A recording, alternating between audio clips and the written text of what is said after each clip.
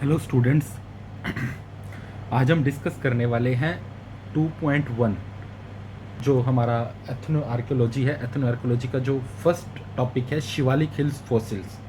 ठीक है, तो मैंने क्या किया है कि मैंने 2 पेजेस के अंदर इसके नोट्स बना दिए हैं और ये 2 पेजेस ही हैं जो 10 मार्कर के अंदर भी फिट होंगे, 15 मार्कर के अंदर भी फिट होंगे। और मैंने इंफॉर्मेशन इसके अंदर बहुत अच्छे से अरेंज करके दी है।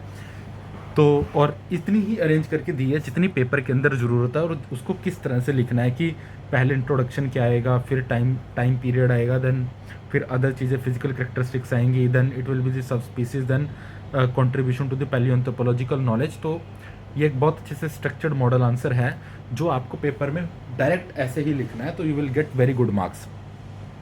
तो हम बात करते हैं शिवालिक हिल फोसिल्स की।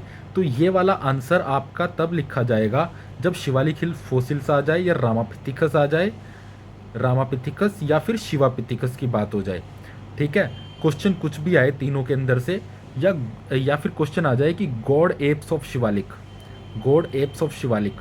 ठीक है, इन चारों वर्ड्स, इन या तो क्वेश्चन में रामापिथिक्स पूछ लिया जाए, या शिवापिथिकस पूछ लिया जाए, या गॉड एप्स ऑफ शिवालिक पूछ लिया जाए, या शिवालिक हिल्स फोसिल पूछ लिया जाए, तो आंसर यही होने वाला है चारों केसेस में। जनरली यूपीएससी क्या करती है, इन वर्ड्स के साथ खेल जाती है और हम सोचते हैं कि पता नहीं क्या लिखना है। ठीक है, तो लेट स्टार्ट। तो सबसे पहले हम इंट्रोडक्शन इसकी क्या करेंगे, शिवालिक हिल्स फोसिल जो शिवालिक हिल्स से मिले हैं, this is the richest fossil site of Himalayas. तो फर्स्ट इंफॉर्मेशन ये हो गई। देन ये पहली primate fossil discovered belonging to the superfamily Hominoidea. तो बेसिकली शिवालिक हिल्स पे जो फोसिल मिला है ना, वो पहला प्राइमेट फोसिल है that belong to the superfamily Hominoidea in India. ठीक है, उसके बाद एक थे primatologist Kenneth A R Kennedy, ये नाम आपको याद रखना है। कीनथ ए आर कैनेडी ने जो ये शिवालिक हिल्स के फोसिल्स है ना, इनको गॉड एप्स ऑफ शिवालिक बोला था। तो पहली इन्फॉर्मेशन क्या है कि ये पहला प्राइमेट फोसिल था जो सुपर फैमिली होमिनिडिया से बिलोंग करता था। ये टेक्निकल नाम याद रखने हैं। कीनथ ए आर कैनेडी ने इसको गॉड एप्स ऑफ शिवालिक का नाम दिया है। फिर इंपॉर्टेंट आ जाता है कि भाई ये डिस्कवर किसने किया। फिर ये जो नाम है ये याद रखना है आपको। एडवर्ड लुइस करके एक बंदा था, उसने 1934 में डिस्कवर किया। और क्या डिस्कवर किया, broken teeth and the jaw. कहाँ से डिस्कवर किया, बिलासपुर से डिस्कवर किया। तो ये कीवर्ड आप ध्यान में रखिए। और उसने कंक्लूड किया था कि general characteristics are different from the Dryopithecus. तो ये जो ब्रोकन टीथ और जो मिले हैं ना, इसकी जो करेक्टरिस्टिक्स थी ना, वो ड्रायोपिथिकस से डिफरेंट थी। बेसिकली ड्रायोपिथिकस क्या है, ड्रायोपिथिकस भी ना यार एक तरह का फोसिल है। ठीक है, जो सबसे पहले ये फोसिल एग्जिस्ट करता था, यानी 23 से लेके 8 मिलियन ईयर्स एगो। तो इसी ड्रायोपिथिकस से आगे बाकी फोसिल्स बने हैं, चाहे वो रामापिथिक्स बोल लो, शिवापिथिक्स बोल लो, ओरंग, चिंप, गोरिल्ला, सबकी एंसेस्ट्री यहाँ से है। तो ये बोल रहा है कि भाई जो ये जनरल करेक्टरिस्टिक्स थी ना इसकी, ब्रोन टीथ एंड जॉ की, वो ड्रायोपिथिकस से डिफरेंट थी।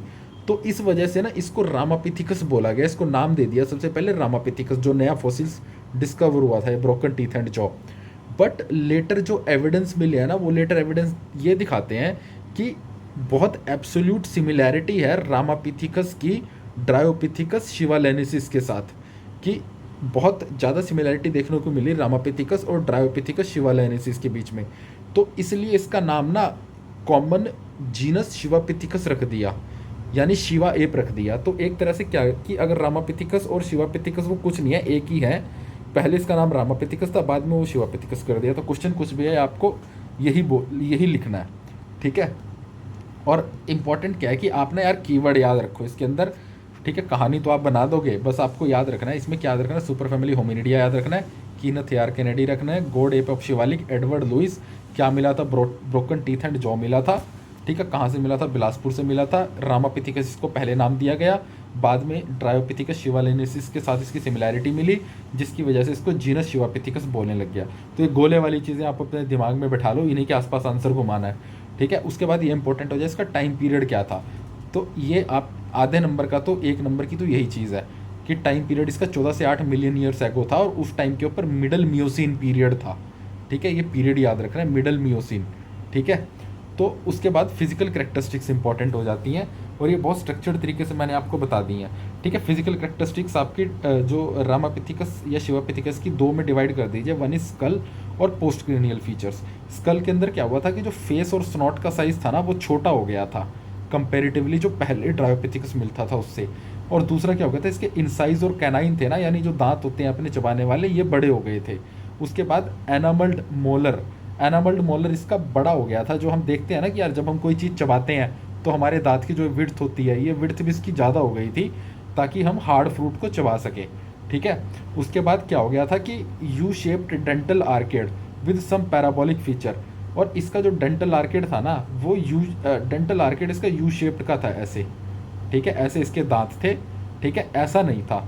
थोड़ा बहुत फीचर्स इसको ऐसे मिले थे। आज की डेट में ह्यूमन का ऐसा है, बट इनका ऐसा था, यू शेप्ड वाला। ठीक है। उसके बाद हम आ जाते हैं पोस्ट क्रेनियल फीचर्स की बात करते हैं। तो पोस्ट क्रेनियल फीचर्स इसके क्या थे, इसके फोर लिम्स बहुत मोबाइल थे, फ्लेक्सिबल थे, तो ये चलने फिरने के अंदर आसानी हो गई थी इसको। दूसरी चीज़ इसकी क्या हो गई थी, इसकी आर्म्स ना स्विंग कर सकती थी, इसकी आर्म्स घूम सकती थी, पेड़ के ऊपर ये झूल सकते थे। ठीक है। इसका साइज़ ना ओरेंगटन के साइज़ का था। तीसरी चीज़ आपको याद रखनी है। फिर क्या था, इसके अंदर बाईपैडलिज्म की टेंडेंसी देखने को मिली है, बट कोई एविडेंस नहीं मिला कि बाईपैडलिज्म का, बट टेंडेंसी मिली है। तो आपको क्या लिखना है, याद रखना है, फोर लिम्स मोबाइल, स्विंग कर सकता था, साइज सेम था ओरेंगटन के, टेंडेंसी बाईपैडलिज्म की थी, बट उसके डेफिनेट एविडेंस नहीं मिले हैं उसके। उसके बाद ये चीज़ें आपको याद रखनी है, मैंने एक जगह लिख दी। और क्या क्या मिला था इसमें, सेक्सुअल डायमॉर्फिज्म था जो देखने को मिला है। दूसरा, इसके अंदर ब्रोनी साइनस जो एब्सेंट थी, मतलब जो हमारा ब्रो एरिया ना उसके ऊपर ब्रोनी साइनस होती है, वो है ही नहीं थी इसके अंदर। उसके बाद ये एर्बोरियल था, क्वाड्रुपेडिज्म था। एर्बोरियल और क्वाड्रुपेडिज्म बेसिकली ये पेड़ों के ऊपर आराम से चल फिर सकता था। ठीक है, इन क्वालिटीज़ की वजह से। उसके बाद हैंड एनाटॉमी, उसके हैंड की जो एनाटॉमी है ना, वो सजेस्ट करती है, इसका सस्पेंसरी बिहेवियर था। तो आपको याद क्या रखना है भाई, इसमें सेक्सुअल डायमॉर्फिज्म था। ठीक है। दूसरा क्या था, इसकी हैंड की एनाटॉमी सजेस्ट करती थी, इसके अंदर सस्पेंसरी बिहेवियर था, मतलब ये झूल सकता था पेड़ों पे। फिर क्या, इसके अंदर ब्रोनी साइनस इसके अंदर एब्सेंट था। ठीक है। देन यू गुड एर्बोरियल था ये, और क्वाड्रुपेडिज्म। बस ये कीवर्ड ही आपको लिखने हैं, ये सब एक्सप्लेन करने की जरूरत नहीं है कि there have been found the sexual dimorphism and the absence of, ये सब लिख के सिर्फ आप अपने वो वर्ड्स खराब करेंगे। बस ये कीवर्ड याद रखिए, एग्जामिनर इतने में समझ आ जाएगा। ठीक है। उसके बाद हम बात करते हैं हैबिटेट, ये रहता कहाँ पे था। ये बेसिकली ग्राउंड पे रहता था, live mostly on the ground, but जो फॉरेस्ट थे ना, फॉरेस्ट की पेरिफेरी के ऊपर ये रहता था। ठीक है, ग्राउंड पे था बस फॉरेस्ट की पेरिफेरी में। तो ये फॉरेस्ट के रिसोर्सेज और दूसरे रिसोर्सेज सबको यूज़ कर सके, इस वजह से यहाँ पे रहता था। उसके बाद इंपॉर्टेंट चीज़ होती है सब स्पीसीज़, ये भी आपको एज देगी। सब स्पीसीज, 3 सब स्पीसीज के पाए गए हैं। एक पंजाबी कस पाया गया, पंजाब में पाया गया था, नाम इसका पंजाबी कस रख दिया। एक विकेरी पाया गया, WICKERI। तीसरा पाया गया है ब्रेविटोरियस। ठीक है। तो ये नाम आपको याद रखने हैं, टेक्निकल नाम आपको एज देंगे। उसके बाद क्या कि जो फॉसिल्स ऑफ शिवापिथिकस है ना, वो शिवालिक हिल से मिले हैं और लुफांग वैली से मिले हैं। लुफांग वैली चाइना में है, उसके अलावा हंगरी और अफ्रीका में मिले हैं। तो आप ये याद रखना है कि फॉसिल्स ऑफ शिवापिथिकस जब आप लिखेंगे तो शिवालिक हिल्स में मिला है, इंडिया के बाहर लुफांग वैली में मिला है जो चाइना में है, हंगरी और अफ्रीका में मिला है। ठीक है। फिर हम आ जाते हैं कि ये डायग्राम दूसरे नहीं बनाएंगे, और ये डायग्राम आपका बहुत अच्छा इम्पैक्ट देने वाला है। ठीक है। आप बताएंगे कि जो ये शिवालिक फॉसिल्स मिले हैं, इससे पैलियो एंथ्रोपोलॉजिकल नॉलेज, यानी जो एवोल्यूशन डायग्राम, ट्री डायग्राम बनाते हैं ना हम पेपर 1 के अंदर फॉसिल्स का, उसके अंदर किस तरह से इसने इन्फॉर्मेशन दी है। तो 1980 में जब ये 1980 से पहले हम एवोल्यूशन ट्री डायग्राम बनाते थे ना, तो हम बोलते थे भाई सबसे पहले ड्रायोपिथिकस आया था, वो 23 से लेके 8 मिलियन ईयर्स पहले था। मतलब कितना, 23 से 8 मिलियन कितना हो गया, 2.3 करोड़ से 80 लाख ईयर्स पहले। ठीक है, ये ड्रायोपिथिकस नाम का फॉसिल था। उसके बाद ये धीरे धीरे डेवलप होने लगा और ये शिवापिथिकस में बन गया। शिवापिथिकस कब बना, ये जाके जब 14 से 8 मिलियन ईयर्स पहले। ठीक है। और शिवापिथिकस से ही ना ओरैंगटन भी शिवापिथिकस से निकला। ठीक है। और गोरिल्ला भी शिवापिथिकस से निकला, और चिंपैंजी भी शिवापिथिकस से निकला। शिवापिथिकस बेसिकली 3 में डिवाइड हो गया, फिर आगे अलग अलग अडाप्टेशन के अकॉर्डिंग इसके 3 फीचर बन गए। और शिवापिथिकस से आगे फिर ऑस्ट्रेलोपिथिकस आया 5 मिलियन ईयर्स एगो के आसपास। यहाँ ऑस्ट्रेलोपिथिकस से ह्यूमन एवोल्यूशन शुरू होता है। अगर ह्यूमन एवोल्यूशन का एंसेस्टर बोला जाए तो वो ऑस्ट्रेलोपिथिकस था। ऑस्ट्रेलोपिथिकस से मतलब 2 लाख साल के आसपास ईयर्स बैक होमो इरेक्टस आया। होमो इरेक्टस 2 में टूट गया होमो सेपियंस के अंदर। ठीक है। एक चीज़ होमो सेपियंस बन गई और दूसरी चीज़ निएंडरथल बन गई। निएंडरथल तो 30,000 साल पहले एक्सटिंक्ट हो गया था, क्योंकि ये होमो सेपियंस के साथ अपनी जो कंपटीशन था उसमें सक्सेसफुल नहीं हो पाया। बट शिवालिक एप बनने के बाद किस तरह से हमारा एवोल्यूशन ट्री चेंज हो गया, अब हमें ये दिखाना है। तो ये दिखा रहा है कि भाई ड्रायोपिथिकस 23 से 8 मिलियन ईयर्स पहले तो था ही जो यहाँ पे था। शिवापिथिकस जो था ना वो 14 से 8 मिलियन ईयर्स एगो बना, सेम चीज़। बट यहाँ शिवापिथिकस से ना सिर्फ ओरेंगटन की ब्रांच निकली कि ड्रायोपिथिकस से शिवापिथिकस बना, शिवापिथिकस से ओरेंगटन बना, इससे चिंपैंजी और गोरिल्ला नहीं निकले। ठीक है, फिर ये आगे इवॉल्व हुआ, इवॉल्व होते होते ये एक ब्रांच इसकी गिगनेटोपिथिकस बन गई। ये भी कोई फोसिल्स होता था, बस गंदा सा नाम है, याद रख लो। ठीक है, उसके बाद गिगनेटोपिथिकस से थोड़े से सालों के बाद, मान लो 1-2 लाख साल बाद, फिर ये चिंपैंजी और गोरिल्ला के अंदर टूटा।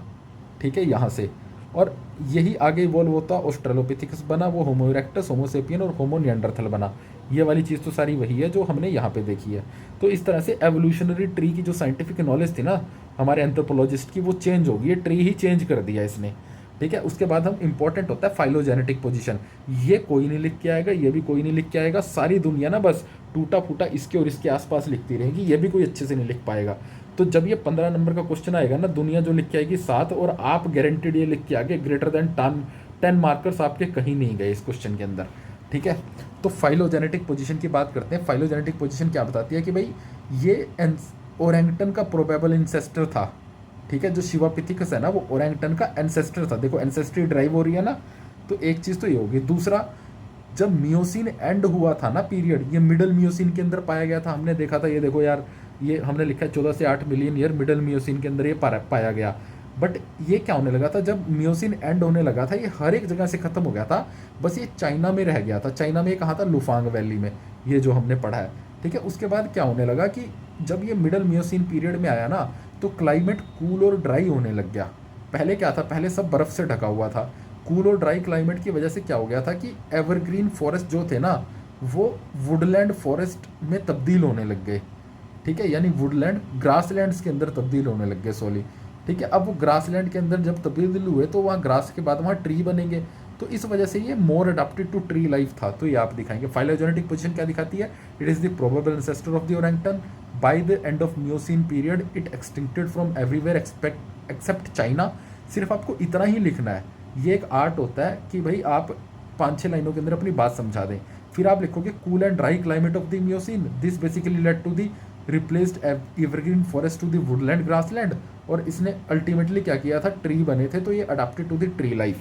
तो आई होप ये 2 पन्ने हैं, ये 2 पेज आपके 15 मार्कर में भी यूज़ होंगे, 10 मार्कर में भी यूज़ होंगे।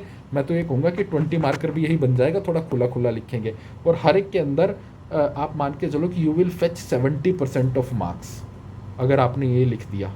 ठीक है, और 70% बहुत ज़्यादा होते हैं, मतलब आप मान के चलो कि you will take the edge from the other people. Thank you. I hope this will help you.